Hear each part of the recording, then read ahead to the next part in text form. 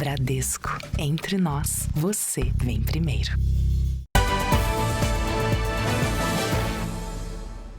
Boa noite. Boa noite. A Polícia Rodoviária Federal faz uma grande operação contra o tráfico de armas e drogas em 7 estados do país. Só em São Paulo, 10 pessoas foram presas e mais de meia tonelada de cocaína foi apreendida em 12 dias. Na rodovia que liga São Paulo a Belo Horizonte, ônibus interestaduais são parados pela Polícia Rodoviária Federal. Cães farejadores entram em ação. Eles são treinados para farejar, né? Para encontrar armas, munições, cocaína e seus derivados e maconha e seus derivados. Mas com esses ônibus está tudo bem e a viagem vai seguir. Mas nem sempre é assim. Nesta abordagem, o caminhão, que não levantava qualquer suspeita, estava carregado de drogas. Centenas de tabletes de cocaína estavam escondidos atrás da parede falsa da carroceria. Neste outro flagrante no interior de São Paulo, agentes da Polícia Rodoviária Federal encontraram uma carga de maconha escondida no porta-malas de um carro. Nesta apreensão, a droga estava guardada dentro do carro, atrás do banco do motorista. Aqui, os criminosos esconderam o entorpecente num fundo falso, atrás do rádio do carro. Desde o início do mês, 10 pessoas foram presas e mais de 590 quilos de cocaína, cerca de 250 quilos de maconha e pouco mais de 2 quilos de haxixe foram apreendidos em rodovias federais do estado de São Paulo. A operação, que começou no dia 9 de março, também é realizada em outros 6 estados. A Polícia Rodoviária Federal fez um mapeamento das principais rotas de tráfico de armas e drogas nas estradas do país. Uma dessas rotas liga o Paraguai às principais cidades brasileiras como São Paulo, Rio de Janeiro, Belo Horizonte e Brasília. Caminho usado para transportar, sobretudo, maconha. Já a cocaína chega ao Brasil principalmente pelas regiões norte e centro-oeste. Depois, em cargas menores, é distribuída nos grandes centros urbanos, principalmente da região sudeste. Eles procuram sempre estar inovando também, procurando novas rotas e tentar fugir da fiscalização, né? Então esse é um dos principais desafios que a gente enfrenta. No ano passado, a PRF apreendeu mais de 41 toneladas de cocaína. A apreensão de maconha passou de 800 toneladas nas estradas federais. As armas são traficadas majoritariamente pela fronteira com o Paraguai e daí seguem para cidades como São Paulo e Rio de Janeiro. Ontem, uma carga de armas foi recuperada na zona norte de São Paulo. De acordo com as investigações, o caminhoneiro estava na rodovia Anhanguera quando foi fechado por um carro preto. Havia ao menos 4 suspeitos que, em aproximadamente 10 minutos, retiraram parte da carga do caminhão. Até o momento, ninguém foi preso. Mulher suspeita de envolvimento na morte de turista colombiano é presa no Rio de Janeiro. Veja a gravação do depoimento em que o homem suspeito de matar a adolescente Vitória confessa o crime. Presidente Lula embarca para a Ásia, onde vai discutir acordo do Mercosul com o Japão. Israel ataca bases terroristas do Hezbollah, no Líbano. Morre nos Estados Unidos a lenda do boxe, George Foreman. No futebol, um encontro entre 2 ídolos, um palmeirense e um corintiano, que relembram as finais do Paulistão.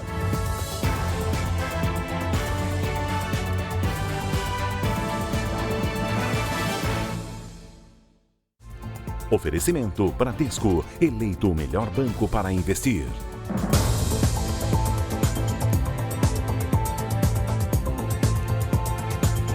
Estamos juntos para você saber que policiais gravaram a confissão do principal suspeito de matar a adolescente Vitória, em Cajamar, na Grande São Paulo.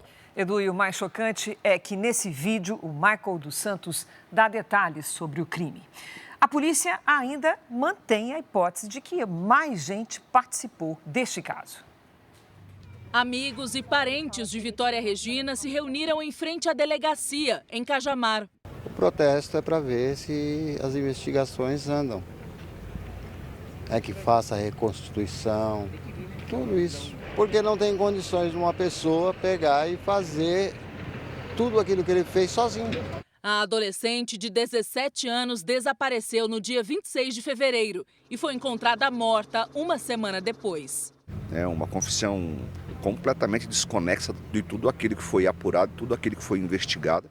A polícia voltou a cogitar a participação de outras pessoas no assassinato, apesar de Michael Salles dos Santos dizer que agiu sozinho.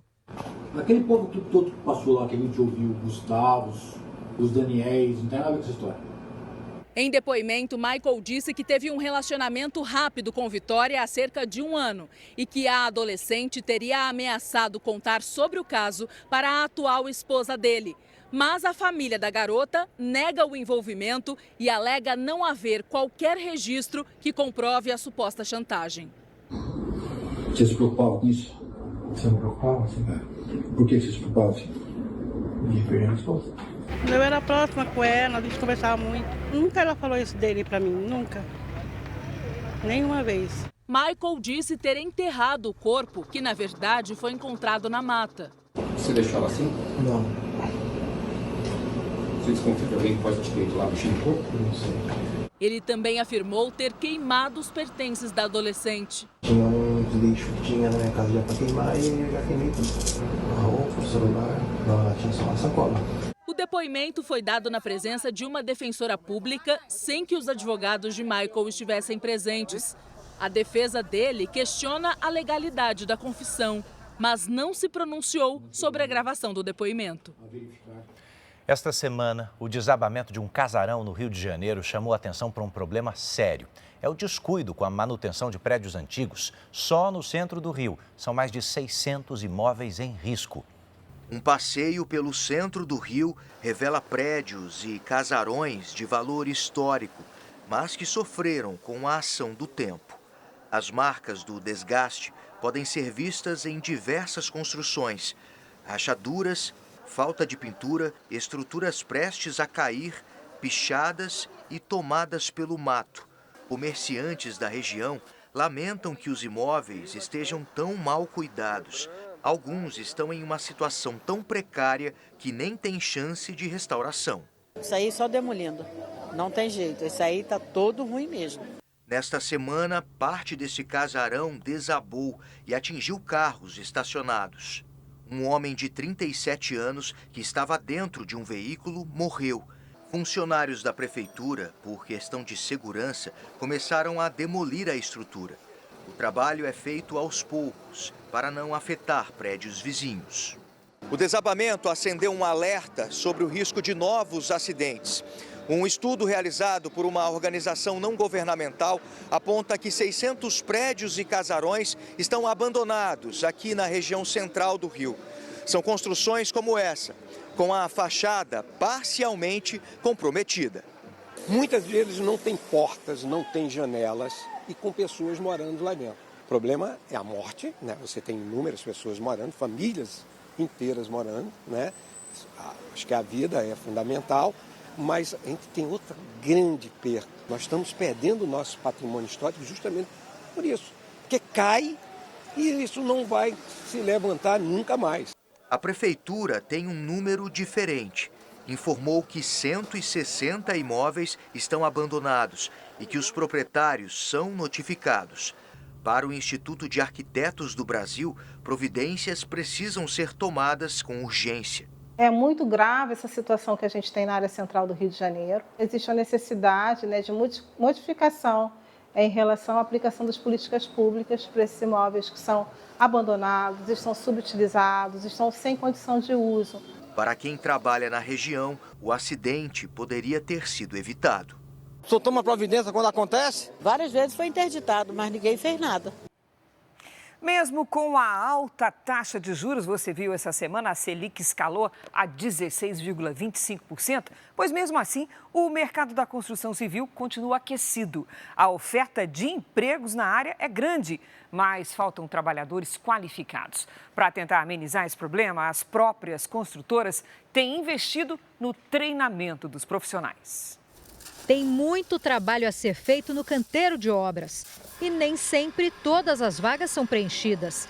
Esta construtora, com empreendimentos na Grande São Paulo e interior, diz que falta mão de obra, de pedreiro a engenheiro civil. Hoje são mais de 60 vagas em aberto e dessas 60 vagas, 80% é dentro da obra. O setor de construção civil fechou 2024 com quase 111 mil novos empregos com carteira assinada, um aumento de 4% em relação a 2023. São Paulo, Santa Catarina, Minas Gerais, Paraná e Goiás foram os estados que mais geraram postos de trabalho no mês passado. No país, quase 2.900.000 trabalhadores estão no setor.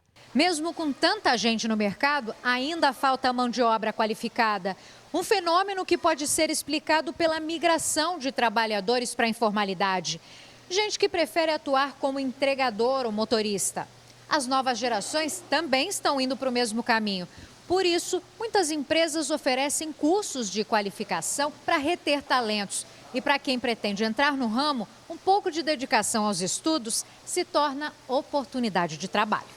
Esse profissional ele se mantém na fronteira desse conhecimento, o que permite não só a segurança no trabalho, a qual ele atua, mas também permite a redução de desperdícios e aumento da eficiência nos processos da construção civil. A gente tem capacitado internamente, então a gente tem investido em treinar os nossos colaboradores, proporcionando aí conhecimento técnico, né? De acordo com a Câmara Brasileira da Indústria da Construção, a previsão é de crescimento mais modesto neste ano, por causa da alta taxa de juros, que pode frear o ritmo dos financiamentos. Mas isso não desmotiva a Maria, que trocou o emprego de garçonete pelo de ajudante de produção. Eu vi uma plaquinha lá, sabe, contratando, né? E eu peguei esse contato e entrei no e-mail e eu mandei o currículo e me chamaram. No mercado há mais de 30 anos, o Ivan sempre procura cursos de aperfeiçoamento. Quando você trabalha seguindo norma, organizado, é tudo feito que conforme a norma, o serviço mesmo se vende. Maria já decidiu que vai fazer carreira na construção civil. É só você querer e correr atrás que você consegue. Uma rápida correção, a taxa Selic escalou a 14,25% e chegando aos níveis de 2016. Um estudo de uma empresa de segurança digital apontou um aumento nas tentativas de fraudes pela internet. E quando as vítimas são mais velhas, então, hein? O crescimento foi ainda maior. Você vai ver na reportagem.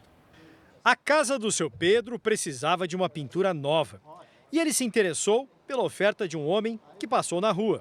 O pagamento tinha que ser com cartão, na maquininha que o homem carregava. Eu passei o cartão, dei o cartão para ele, ele ficou tentando, eu inseri, pus a senha, ele disse que estava dando um problema, naquele problema, ele disse que não tinha como. Foi só quando voltou para dentro de casa, sem a tinta, que o seu Pedro percebeu que tinha sido enganado. Ele pegou o celular e aí tinha uma mensagem do banco, confirmando um pagamento com o cartão de R$150. Prejuízo, né, seu Pedro? Que podia ter sido pior ainda. Teria, sim. Quando eu olhei, já tinha levado R$150, né? Sorte minha que não tinha mais dinheiro, porque se tivesse mais dinheiro, ele tinha levado tudo. As tentativas de fraudes digitais aumentaram quase 10% no ano passado, segundo um levantamento de uma empresa especializada em tecnologias de segurança. Na análise feita por faixa etária, a pesquisa identificou aumento de 12% quando as vítimas têm 60 anos ou mais. Entre os mais jovens, de até 25 anos, o aumento foi de 6,6%. Os fraudadores eles identificaram nos idosos um grande potencial para eles enganarem. Em geral, é um público que não é tão tecnológico e que também está mais suscetível, de alguma forma, a acreditar nessas comunicações fraudulentas. Seu Pedro e a mulher recebem muitas mensagens e e-mails suspeitos no celular. Por isso, o filho Moisés sempre alerta os pais para evitar que eles caiam em armadilhas. Eu sempre oriento ele para não tirar foto de rosto, né, principalmente pela questão do reconhecimento facial, tomar muito cuidado com mensagens, né, tomar muito cuidado com alguns links, né. O seu Pedro agora está mais atento. Tem aquele provérbio que diz que gato escaldado tem medo de água fria. A gente vai ficando mais perto um pouquinho, né? Quer ver outro assunto alarmante? Estamos em março e só esse ano já foram registradas em todo o país mais de 160 mil denúncias de violência contra crianças. Um tema doloroso, né, Edu? Mas que é importante a gente abordar. Em Minas Gerais, uma casa de acolhimento recebe meninos e meninas para um novo recomeço. Longe do convívio com a família, os brinquedos aliviam a sensação de abandono. Esta casa de acolhimento em Belo Horizonte atende crianças de 0 a 6 anos.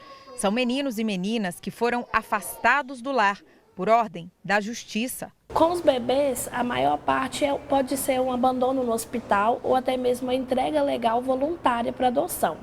Mas com as crianças maiores, nós já vemos um cenário de violência. Violência física, violência psicológica, abuso sexual e questões também relacionadas à negligência e vulnerabilidade social.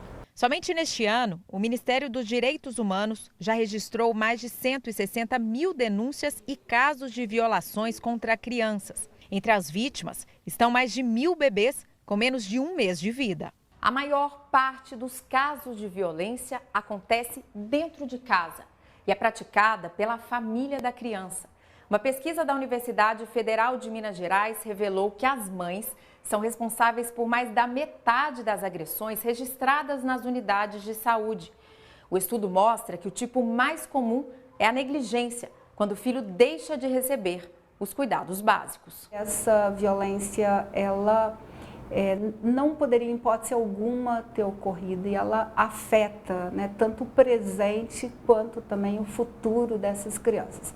E muitas vezes perpetrada pelos próprios pais, mães, pais, padrastos, conhecidos, né, pessoas próximas do âmbito familiar. A negligência ou abandono é mais comum entre crianças com até 1 ano de idade. Entre crianças de 2 a 5 anos, a violência é sexual e geralmente praticada por conhecidos.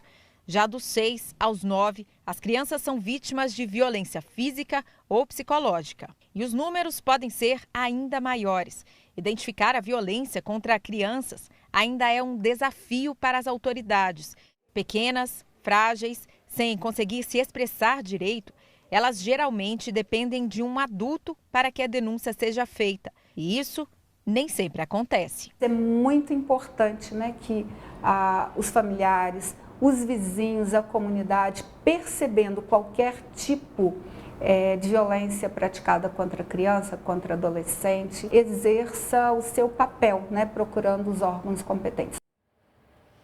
O presidente Lula embarca daqui a pouco para a Ásia, onde tem agendas no Japão e no Vietnã. A repórter Narla Guiar tem os detalhes direto de Brasília. Oi, Narla, boa noite.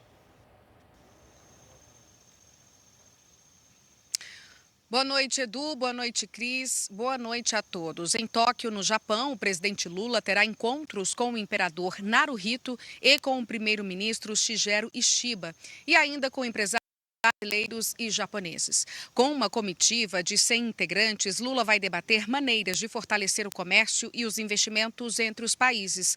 No Japão, a prioridade é retomar as conversas para um acordo comercial com o Mercosul. Lula ficará em Tóquio de 24 a 27 de março e de lá seguirá para Hanoi, no Vietnã, para estreitar laços comerciais. 11 ministros e os presidentes do Senado, Davi Alcolumbre, e da Câmara, Hugo Mota, acompanham o presidente. A expectativa é que eles conversem sobre a reforma ministerial. Inclusive, neste momento, está saindo o comboio justamente com o presidente Lula. Ele vai direto para a Força Aérea Brasileira. Bom, o presidente Lula optou por utilizar 2 aeronaves nesta viagem. Ele vai no chamado Aerolula até os Estados Unidos e de lá segue num KC-30, o maior avião da Força Aérea Brasileira. De acordo com o Planalto, isso faz parte do planejamento da FAB. Edu e Cris. Obrigado, Narla.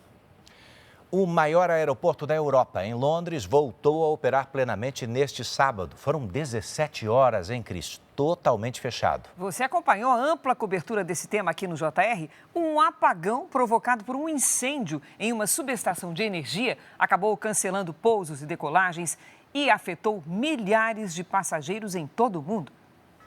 O sobe e desce de aviões trouxe de volta a rotina intensa do 5º aeroporto mais movimentado do mundo. O site que monitora voos mostrou a retomada de pousos e decolagens.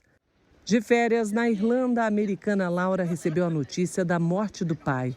Ela se preparava para embarcar com os filhos neste sábado, quando seu voo para Chicago foi cancelado de última hora. Agora não sei como voltar para casa e eu só quero ir para casa, desabafou. A British Airways, principal companhia aérea que opera no aeroporto, informou que pretende manter 85% dos cerca de 600 voos programados para o sábado. O voo, que deveria partir para São Paulo às 4 da tarde, acabou cancelado. Já os 4 voos que decolaram ontem do Brasil conseguiram pousar hoje aqui em Heathrow. Mas as 2 companhias aéreas que operam a rota ainda não normalizaram a situação. Amanhã está previsto um voo extra saindo de Londres para Guarulhos para reacomodar passageiros afetados. Ontem, 1.350 voos de várias partes do mundo foram cancelados e cerca de 200 mil passageiros foram afetados após um incêndio na subestação de energia que abastece o aeroporto. O apagão também deixou mais de 60 mil casas na região às escuras. Peritos ainda investigam o que aconteceu, mas segundo a polícia, não há indícios de crime. O aeroporto tem geradores de emergência, mas não foram suficientes. Respondendo às críticas a respeito da fragilidade do sistema, o diretor do aeroporto disse que Heathrow consome tanta energia como uma cidade e seria preciso ter uma grande usina para emergências. E não temos isso, explicou. Uma das mais renomadas universidades americanas acatou a exigência do presidente Trump para combater atos antissemitas que espalham ódio contra judeus. O campus da Universidade de Colômbia, em Nova York, foi palco de diversos protestos. Segundo Donald Trump, a instituição falhou em proteger os estudantes judeus do assédio. Muitos eram ameaçados e deixaram de frequentar as aulas com medo da violência. A universidade anunciou um pacote de reformas que inclui reforço na segurança, alteração nos processos disciplinares e mudanças nos departamentos de estudos do Oriente Médio. A universidade espera retomar a verba suspensa pelo governo de 400 milhões de dólares, ou mais de 2 bilhões 290 milhões de reais, que financiavam serviços e bolsas de pesquisa. Rússia e Ucrânia trocam acusações sobre quem estaria atrapalhando os esforços da paz, enquanto mantém a guerra, inclusive aumentando os ataques aéreos. Novos bombardeios russos deixaram pelo menos 7 mortos na Ucrânia. Entre as vítimas está uma menina de 14 anos. Já na Rússia, imagens de uma câmera de segurança mostram um momento em que um prédio residencial é atingido por um drone ucraniano. 2 pessoas ficaram feridas. O Brasil, quem diria, Edu, está ficando cada vez mais seco, um dos países com o maior manancial de água do mundo. Você vai conhecer agora um levantamento que mostra perdas importantes no volume de água em diversas regiões. Só na última década, nós registramos o pior cenário de estiagem dos últimos 40 anos. Então, a nossa reportagem acompanhou um trabalho que tenta garantir a preservação dos rios na região de Bonito, Mato Grosso do Sul. A operação reúne diversas instituições ambientais que monitoram os rios de águas cristalinas da região da Serra da Bodoquena, em Mato Grosso do Sul. O Rio Formoso fica em Bonito e atrai turistas o ano todo pelo efeito que o calcário provoca na água. Num percurso de aproximadamente 4 quilômetros, lixos acumulados nas margens vão sendo recolhidos. Mergulhadores descem até o fundo do rio para avaliar a situação e voltam à superfície com mais lixo.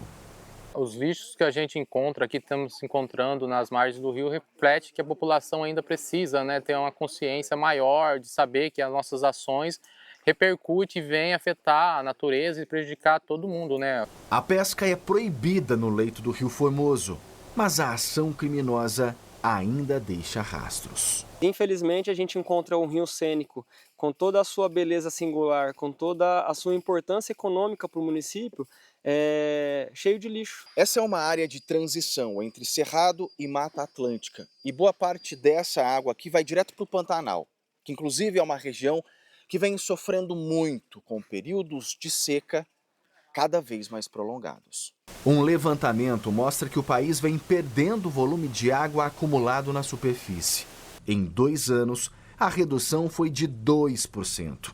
E a última década tem o pior cenário de seca já registrado em 40 anos. De acordo com os pesquisadores, em 2024, a Amazônia perdeu mais de 3% do volume de água. O Pantanal ainda é a região mais comprometida, já perdeu 61%. A seca dos rios está diretamente relacionada aos efeitos do aquecimento global. Mas em meio a tudo isso, uma boa notícia. O Rio da Prata, que no ano passado secou em alguns trechos por falta de chuva, agora voltou a ter água cristalina com o fim da estiagem. Eu já vi os rios, eu já vi o mar, então eu já vi. Então é deixar isso para nossas futuras gerações. Ainda hoje, um projeto voluntário que higieniza e doa toneladas de roupas descartadas no deserto do Chile para diminuir o impacto ambiental. E você vai ver a seguir, equipe do Jornal da Record visita centro de treinamento que prepara soldados do Exército de Israel.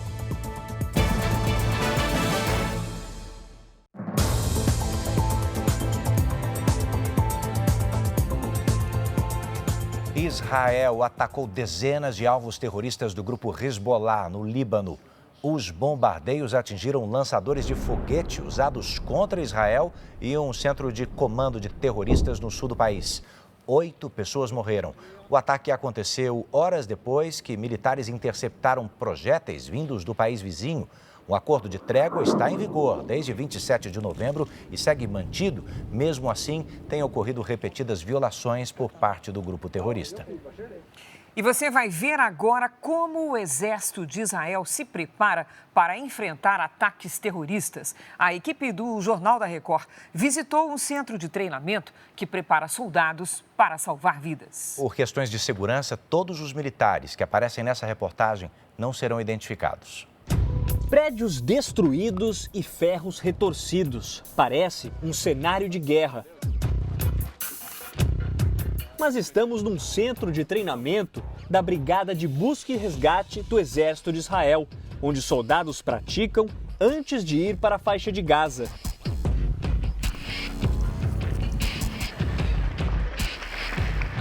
Tudo é organizado, das armas empilhadas e mochilas que pesam pelo menos 90 quilos até os escombros, cuidadosamente preparados pelas escavadeiras. O objetivo é aprender a salvar vidas. Quando cai um prédio, um edifício, a gente vai lá, a gente tenta buscar e salvar as pessoas que estão embaixo de todas as pedras e tudo que está caindo. O exercício simula situações reais, por isso é preciso usar capacete. Na primeira fase do treinamento, os militares buscam feridos em meio aos escombros. As vítimas são representadas por esses coletes aqui. E esse QR Code mostra a situação do ferido. A movimentação é intensa nos escombros. Estamos numa situação agora que simula a queda de um míssil. Os militares, espalhados por toda parte, desempenham diferentes funções, desde cuidar dos feridos até determinar qual técnica será usada para retirar as vítimas dos escombros. Aqui, por exemplo, a gente está vendo a representação da vítima debaixo de uma pedra. O que deve ser feito? Então agora eles precisam pegar uma máquina e tentar levantar a pedra do melhor jeito que possível. E tem muitos tipos de equipamento para realizar essa missão. Macacos hidráulicos e serras elétricas que cortam pedra são algumas das ferramentas usadas. 70% do grupo é composto por mulheres. Acho que quando uma mulher percebe que as mulheres conseguem fazer tudo isso, a gente quebra um teto de vidro. Militares que saíram daqui já participaram de missões em outros países, como no terremoto da Turquia e no desastre de Brumadinho. Mais recentemente, o foco é no território palestino. Estamos a menos de 1 quilômetro da faixa de Gaza.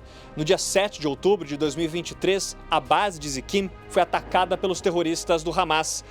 Por causa da proximidade com o território, além da unidade de resgate, outros batalhões também passaram a atuar aqui. No dia do ataque, 6 oficiais e um comandante foram mortos. No centro de treinamento, um muro tem os nomes dos combatentes que morreram, vítimas de uma guerra que já dura quase 1 ano e meio.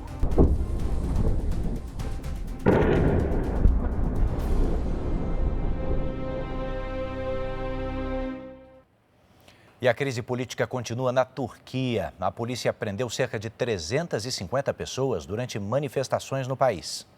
Milhares de pessoas foram às ruas em protesto contra a prisão do prefeito de Istambul, acusado de corrupção. Ekrem İmamoğlu é um dos principais opositores do presidente Recep Erdogan. Em Istambul, houve confronto entre manifestantes e policiais. Os agentes usaram spray de pimenta e balas de borracha para dispersar o tumulto. Veja agora os destaques do Domingo Espetacular. Exclusivo. O plano de execução que terminou com a morte de um advogado. Os detalhes da trama que envolve a disputa por terras avaliadas em 100 milhões de reais. Quem é o mandante do crime?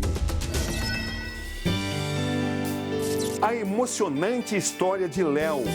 Ele nasceu com um grave problema de saúde e, para sobreviver, precisa ficar ligado a um aparelho. Entre a vida e a morte, os médicos não acreditavam mais. Os pais tiveram uma ideia de fazer o menino conhecer o mundo. E tudo deu tão certo que agora eles ajudam a transformar a vida de outras pessoas. Então você consegue passear bastante? Sim. Álvaro Garneiro desvenda os mistérios de Galápagos. E olha que maravilhoso isso aqui. Estamos falando aqui pelo menos 100 metros. Animais exóticos, tartarugas gigantes. Essa é uma fêmea, deve ter uns 30 anos. E um passeio de bote por um paraíso que é patrimônio da humanidade. É no Domingo Espetacular. Às 7h45 da noite. Veja a seguir a despedida da lenda do boxe, George Foreman, que morreu nos Estados Unidos. E também o encontro de 2 ídolos do Palmeiras e do Corinthians que relembram finais históricas do Paulistão.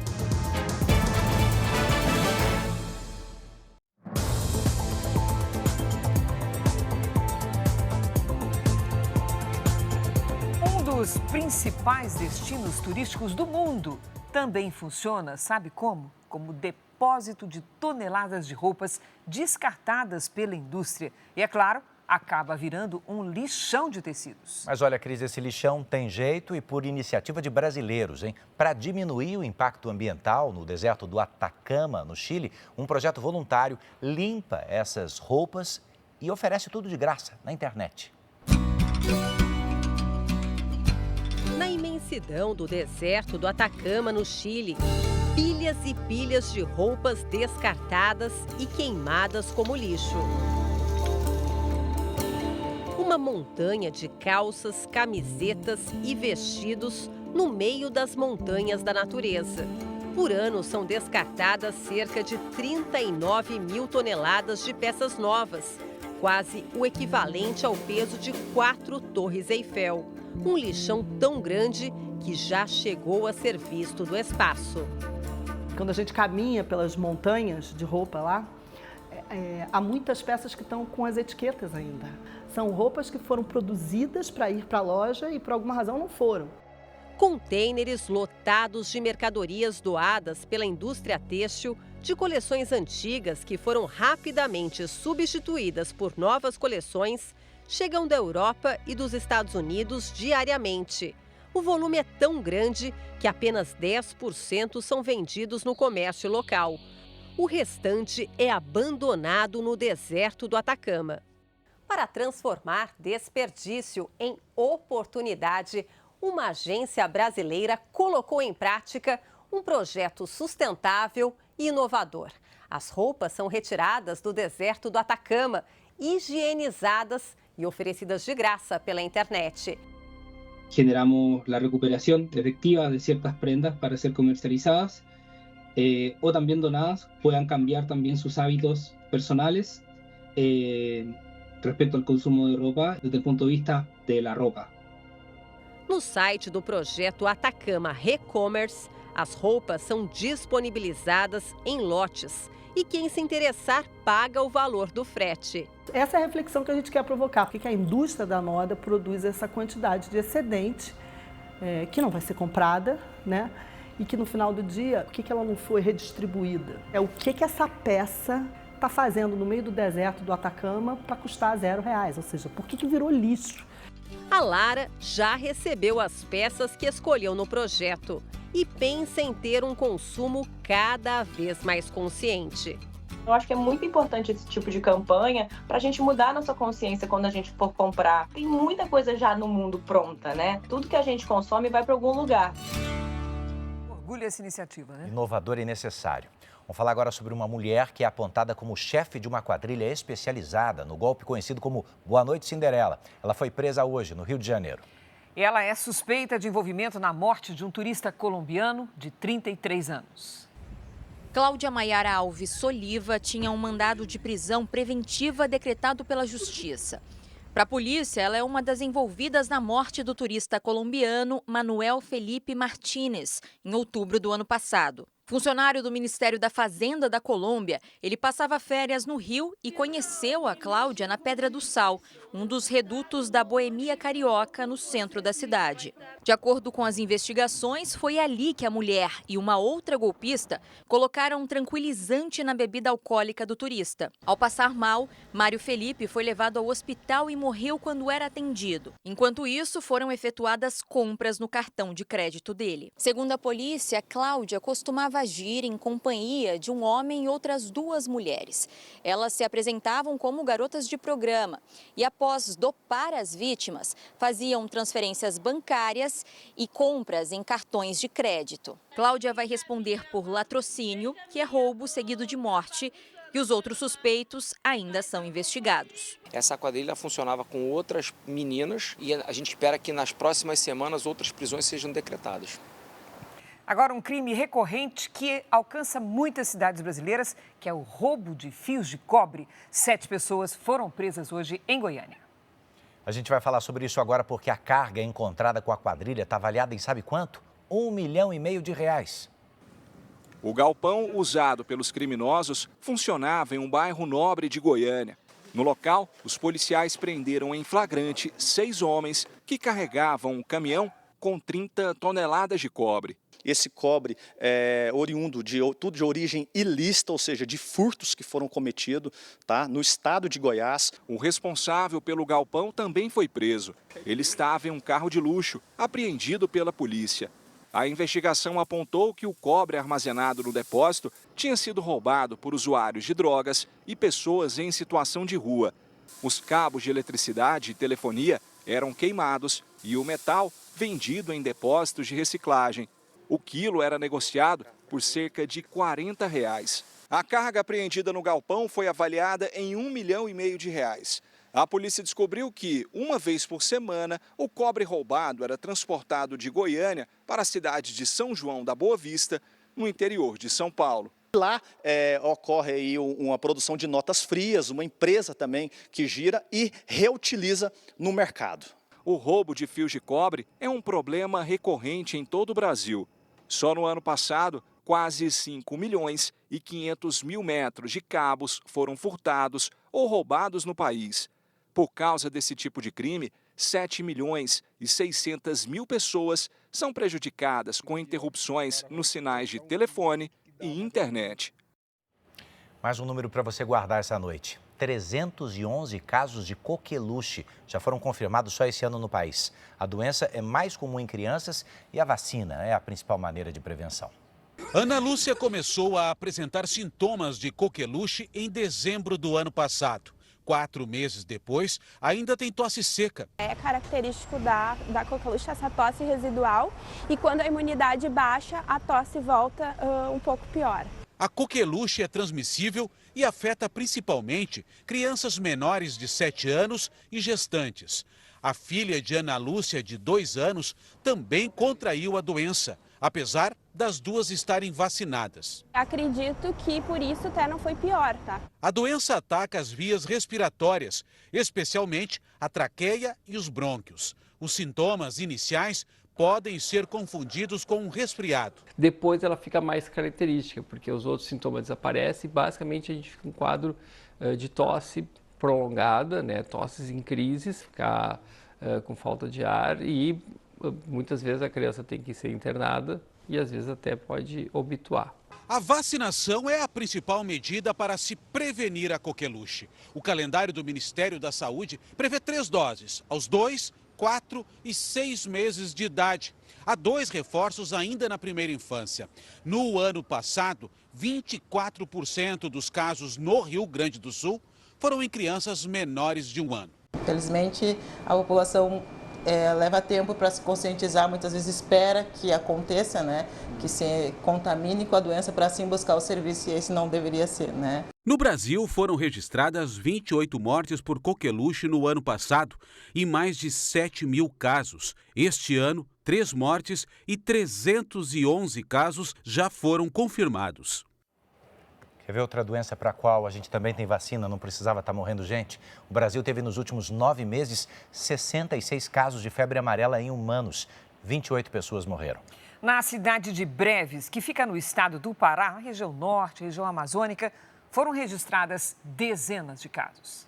32 casos confirmados e 6 mortes por febre amarela, todos em Breves, no arquipélago do Marajó, no Pará. É importante falar que a gente tem um perfil muito bem limitado dessa pessoa que está adoecendo por febre amarela. Geralmente é aquele homem, né, de 30, 40 anos, que trabalha no mato, extrativista, tira açaí, faz caça e mora no meio rural, na zona ribeirinha. Em fevereiro deste ano, o Ministério da Saúde emitiu um alerta para os estados de São Paulo, Minas Gerais, Roraima e Tocantins. De julho do ano passado até agora, foram registrados 66 casos de febre amarela em humanos no Brasil. 28 pessoas morreram. Com o aumento de casos em Breves, a Aldenice decidiu se vacinar. Prevenir para não acontecer o pior, né? Vir a morrer, né? Como está acontecendo os fatos, né? Das pessoas morrerem que não estão tomando a vacina, né? O governo do estado enviou 20 mil doses da vacina e equipes de imunização para apoiar o município de Breves. 15 mil doses já foram aplicadas nas comunidades mais afetadas. Aqui na capital paraense, a procura pelo imunizante tem sido pequena. A gente ainda percebe que ainda há mesmo uma discreta, né, procura, mas ainda não se teve aquela procura aumentada devido aos casos que estão surgindo. A doença é transmitida pela picada de mosquitos infectados. A vacina contra a febre amarela está disponível nos postos de saúde e é a melhor forma de prevenção, principalmente para quem mora ou vai viajar para locais com casos da doença, áreas rurais ou de mata.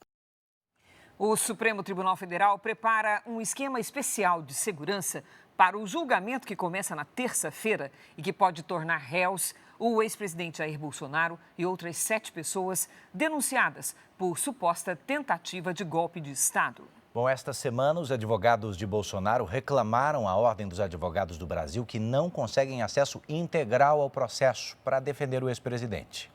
A defesa de Jair Bolsonaro recorreu ao Conselho Federal da Ordem dos Advogados do Brasil para pedir que a instituição tome as providências que entender cabíveis e necessárias para garantir o trabalho dos advogados. Eles argumentam que antes mesmo do encerramento das investigações, diversas defesas foram em busca do acesso amplo e total ao processo, sem serem disponibilizados nem mesmo os elementos que já vinham sendo utilizados como supostas provas.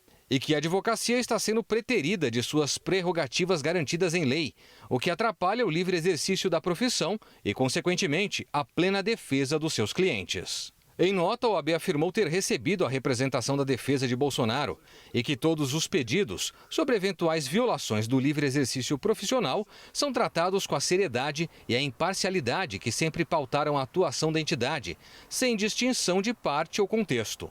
A instituição afirmou que vai fazer análise técnica e objetiva dos fatos apresentados. O relator do caso no Supremo, ministro Alexandre de Moraes, tem dito em suas decisões que todos os advogados já tiveram acesso amplo e total ao processo. Apesar da reclamação, o julgamento está mantido para terça-feira da semana que vem e deve se estender até quarta.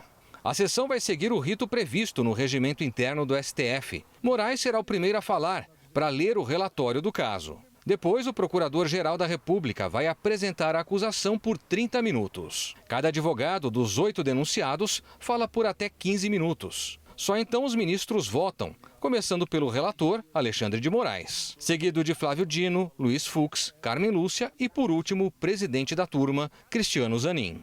A segurança no Supremo será reforçada depois que a Corte registrou aumento de ameaças nesta semana. A maior parte dos ataques ocorreu pelos telefones do tribunal e por e-mail. A ouvidoria do STF monitora as ocorrências. Além do policiamento em toda a área do Supremo, incluindo a tropa de choque, haverá um protocolo especial de combate aos ataques cibernéticos. A segurança pessoal dos ministros também foi reforçada.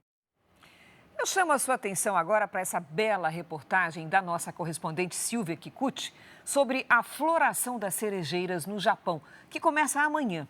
Esse é um dos principais espetáculos naturais do país. Já estão aqui atrás, ó. Aposto que você vai sentir falta de uma cerejeira no seu quintal depois dessa reportagem. Só que nesse ano, a temporada japonesa, gente, começa mais tarde e por causa do aquecimento global. Primavera.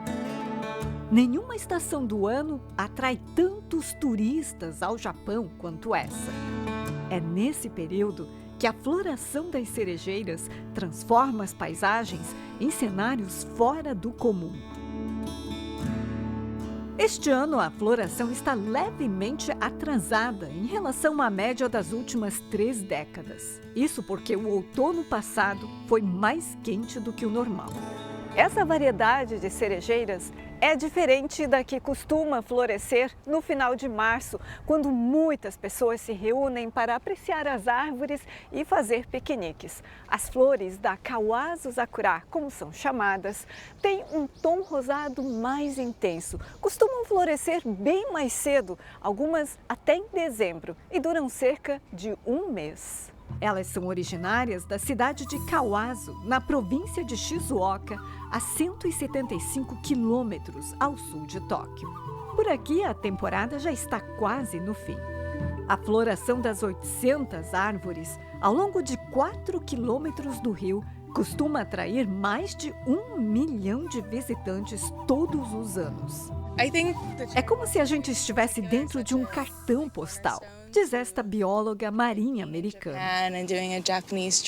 Já este visitante que chegou da Escócia disse que ver a floração das cerejeiras em Kawazu é uma experiência bem diferente em comparação às aglomerações de Tóquio.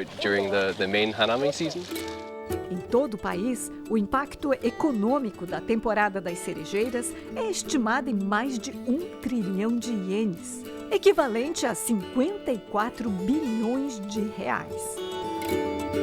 De acordo com o professor da Universidade Kansai, Katsuhiro Miyamoto, a estimativa leva em conta os gastos dos visitantes em itens como comida, bebida e transportes, assim como os efeitos indiretos nos lucros e salários das empresas.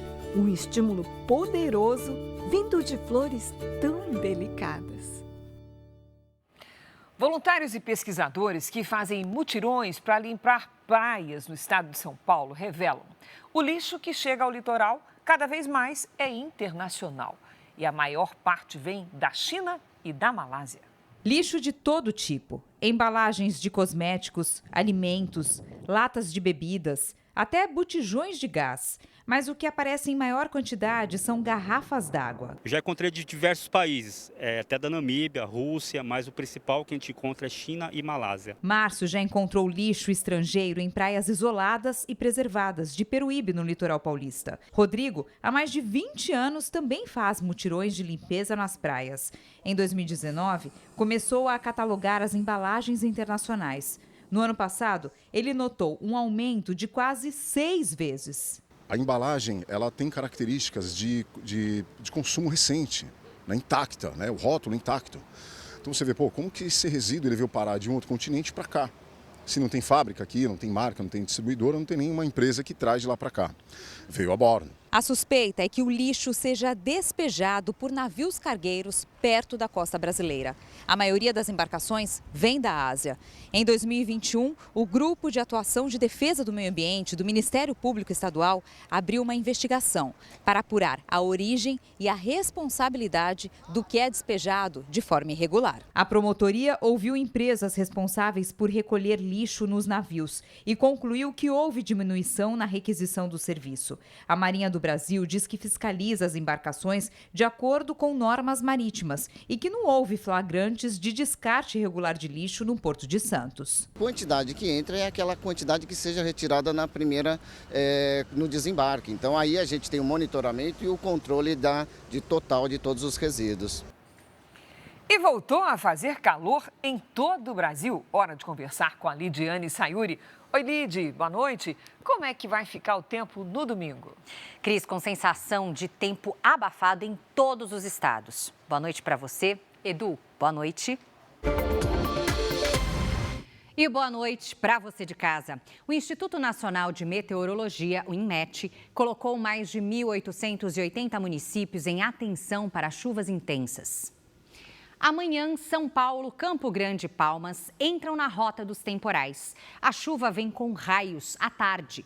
As máximas ficam entre os 29 e os 31 graus.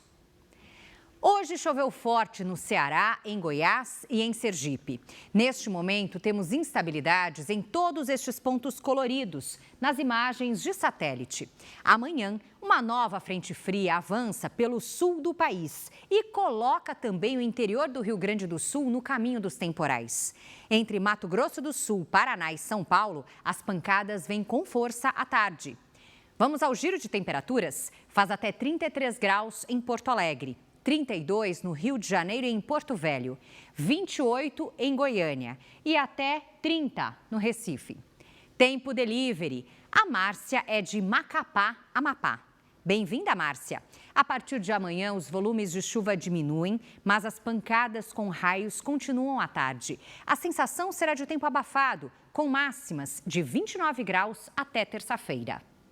A Séfora é da cidade de Patos, na Paraíba. Oi, Séfora. O sol predomina nos próximos dias e deixa o tempo bastante seco. À tarde, esquenta até os 35 graus.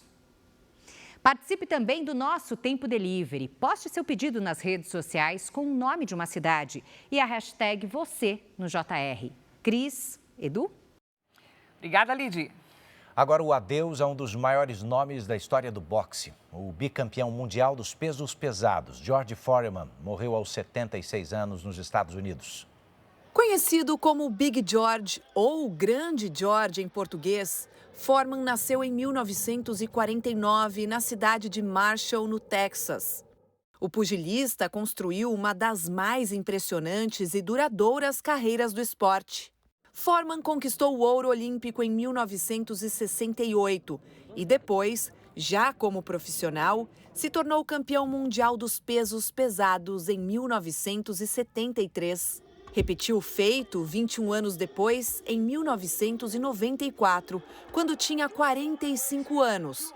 Conquista que o tornou o campeão mais velho da história da categoria. Em 1974, o mundo parou para assistir à chamada luta do século contra Muhammad Ali, um dos maiores boxeadores da história. Foreman perdeu a disputa, mas ao longo da carreira acumulou 76 vitórias, 68 por nocaute, quase o dobro de Muhammad Ali. Depois da aposentadoria em 1997, Foreman ganhou ainda mais fama ao vender uma grelha elétrica que levava o nome dele. O eletrodoméstico se tornou um sucesso mundial. Ele registrou a patente e essa forma de atrelar produtos ao nome de grandes celebridades se popularizou. O presidente Donald Trump fez uma homenagem nas redes sociais. Falou que Foreman foi um grande lutador e uma grande pessoa e que tinha o maior soco da história do boxe. O brasileiro Maguila, que lutou contra George Foreman em Las Vegas, sentiu a força do golpe e foi à lona em 1990. A família de Foreman não divulgou a causa da morte. Ele deixa 12 filhos. 5 deles se chamam George e uma filha chamada Georgetta. e ainda 2 netos, que também se chamam George.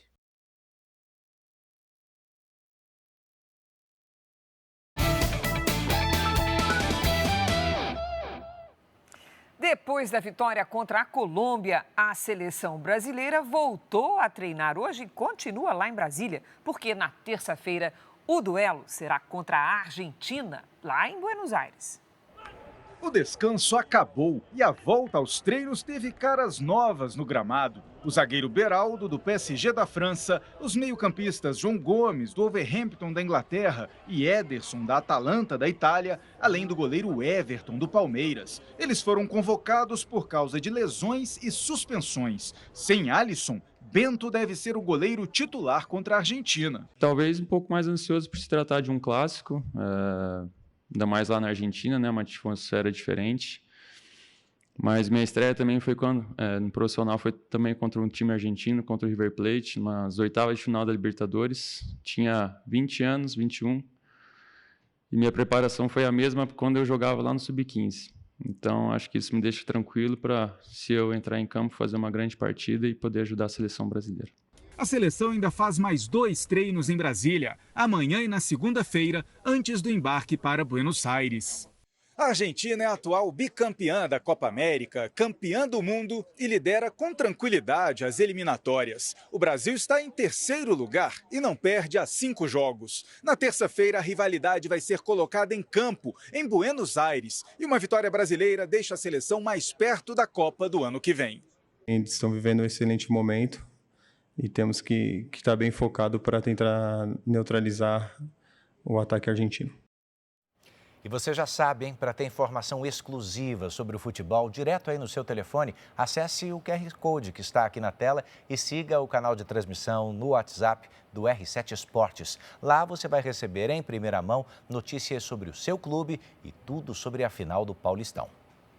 Campeonatos estaduais, teve volta olímpica em Santa Catarina. O Avaí empatou com a Chapecoense e ficou com o título. Em Pernambuco, o Sport saiu na frente na decisão. Na primeira partida da final do Campeonato Pernambucano, Leni Lobato desviou o cruzamento com o peito. A bola tocou em Richard Franco e o gol foi contra. Sport 1-0.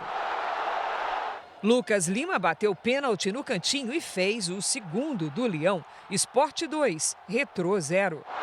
Na cobrança de falta, Fernandinho subiu entre os defensores e diminuiu para o Retrô, 2-1. Fernandinho tocou para Hadsley empatar o jogo. Mas no finzinho da partida, Pablo fez o terceiro do Sport. Retrô 2, Sport 3, placar final. Em Florianópolis, Bruno Matias fez 1-0 para a Chapecoense. De pênalti, Eduardo Brock empatou e garantiu o título catarinense para o Avaí. No Rio Grande do Norte, em Sergipe e no Paraná, os estaduais começaram a ser decididos hoje. No jogo de ida da final do Campeonato Paranaense, Gabriel Bosquilha, de falta, fez 1-0 Operário contra o Maringá. José Gervásio ampliou e Max Miller descontou para o Maringá ainda no primeiro tempo. Depois do intervalo, Matheus Moraes girou e bateu no cantinho para empatar. E ficou assim, 2-2, placar final. Pelo campeonato sergipano, Neto invadiu a área e tocou na saída do goleiro para fazer 1-0, Confiança. Depois do escanteio, Wendel bateu rasteiro e empatou para o Itabaiana. Mas o Confiança saiu vencedor do primeiro jogo da final, com este gol de Matheus Blaide, Itabaiana 1, Confiança 2. No Rio Grande do Norte, o Alisson perdeu o pênalti, mas marcou no rebote, ABC 1-0. No segundo tempo, o Souza empatou para o América. Quem vencer o jogo de volta fica com o título. Pela semifinal do Campeonato Acreano, Lequinho se livrou da marcação e bateu de fora da área. Vasco do Acre, 1-0. Nos acréscimos do segundo tempo, Daniego, de cabeça, empatou para o Imperador Galvez, levando a decisão para os pênaltis. O Benir do Vasco foi o único a perder uma cobrança. Imperador Galvez classificado, 5. Vasco eliminado, 4. Evair e Edilson, ídolos de Palmeiras e Corinthians, se encontram hoje com torcedores que estão ansiosos pela final do Campeonato Paulista. Ela, enfim, vai conhecer o novo dono. A taça do Paulistão vai para casa do Corinthians ou do Palmeiras. 2-0 nós. Vai ficar pra gente, né? Corinthians campeão. Neste momento, ela está mais perto do Timão, que venceu o primeiro jogo no Allianz Parque com gol de Yuri Alberto.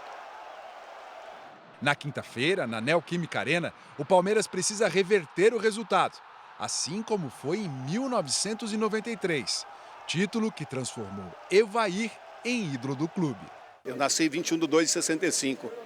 Eu comemoro meu aniversário no dia 12/6, porque o palmeirense só se lembra de mim e dá os parabéns nessa data aí. A final de 1999 entrou para a história do derby, uma decisão que ficou conhecida como a final das embaixadinhas de Edilson.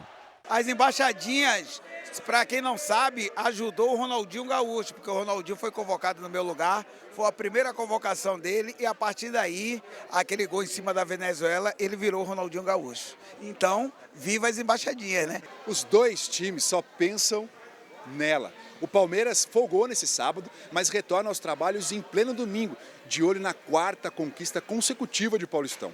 O Corinthians treinou hoje para o jogo que pode marcar o fim de um jejum de títulos, que já dura 6 anos, porque ser campeão é entrar para a história.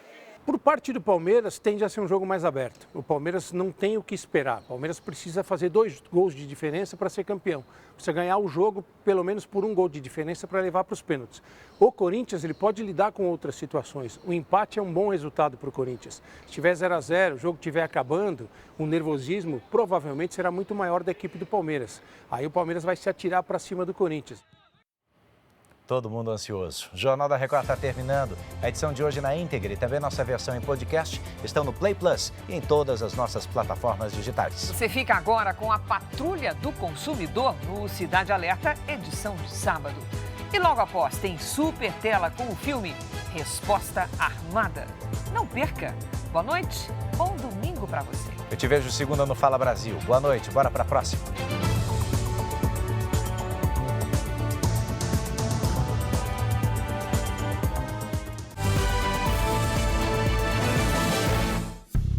Bradesco, entre nós, você vem primeiro.